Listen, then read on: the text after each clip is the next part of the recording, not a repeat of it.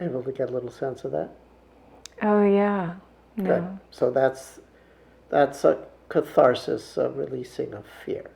Yeah, Now, it creates this kind of center of this, it's kind of a deep joy that kind of comes up the center, but then I get really hot. yeah, let the joy be there, let the heat be there. These are all sort Really of reactions hot. to Yeah. the catharsis. Okay. And if the heat produces more fear, then just dissipate that in right. the fear. Okay. Okay, except that we're going to let go of the fear now and go to Okay. the sadness. Okay. And don't have to be a rocket scientist to figure out what we're going to do. Right. Same procedure. Start with the periphery of the sadness flavor. Okay. Work with that. See if it's amenable through a zoom out process to an experience of a global flow in the sadness. If that's feasible, do that, and then go in and look for the local flow in the epicenter, and you're going to get a local global flow in the sadness if indeed that's sort of doable at this time. I'd like you to explore the doability of that with regards to sadness. Just give it some time.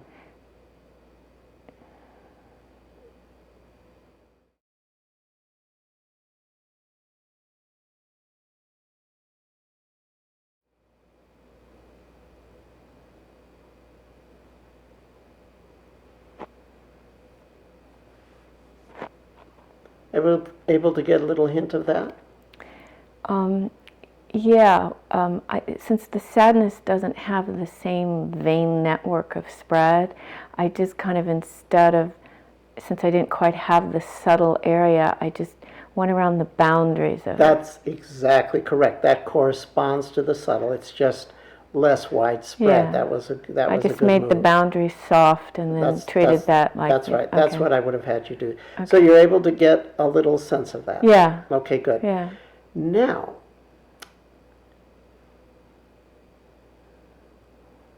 I'm going to have you do a fairly intricate concentration where you're going to attempt to experience simultaneously a kind of river of fear and a kind of river of sad that flow through each other, interpenetrating without interfering. So it's almost like... Could you say that again? Oh, yeah, right. There's the sadness flavor, and it's a sort of like giant liquid drop that's sort of expanding and contracting, right? Right. And there's the fear flavor, and it's a giant liquid drop doing the same essential dance. Right. Now, you know how in a ghost movie, you see that the ghost can walk through the wall, right? Right. The ghost passes through the wall gives no resistance. Right. Now imagine you didn't have a ghost in a wall, but you had two ghosts. Right. And they were both doing their own thing, but they could pass through each other without disturbing each other. Right. When they occupied the same place at the same time.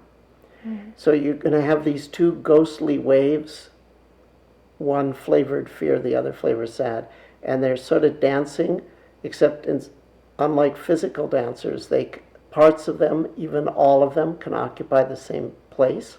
Right.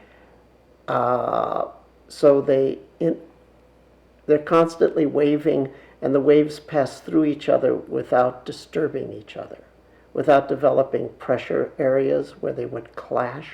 Mm-hmm. Does this metaphor make sense? Yeah. Have you attempted to do this with the fear and sad? Not in this. Okay. Not this round. This may be the part of the missing piece. Mm.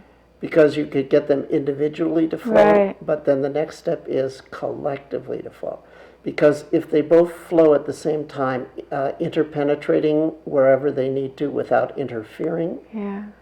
then they won't multiply together into overwhelm.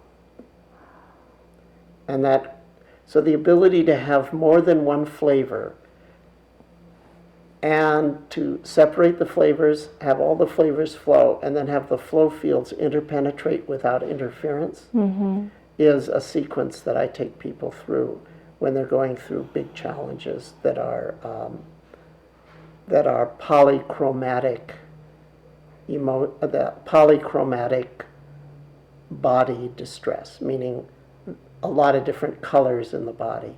Right. Then we need to train the colors to flow through each other. It's an interesting this ghostly dance.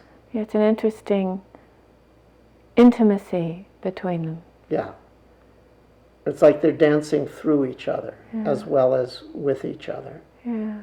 And to the extent that they're both flowing, you'll get an even more powerful flavor of purification and hopefully a significantly deeper sense of relief.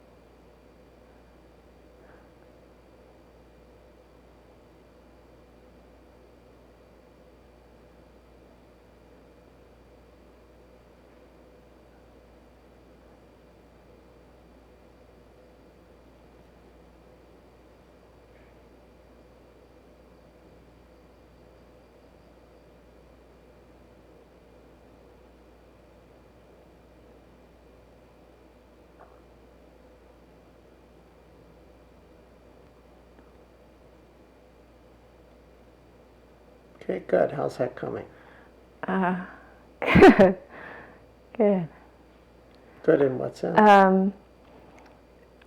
When I can allow them both to share the same space and not, and I'm recognizing how I've been keeping them separate and keeping that line between them, and when I allow them to just kind of do that, the kind of joy I talked about before with the fear, it's a very intense version of that, and then it kind of seems to ignite this, kind of PT-like energy up the body, and it gets very hot.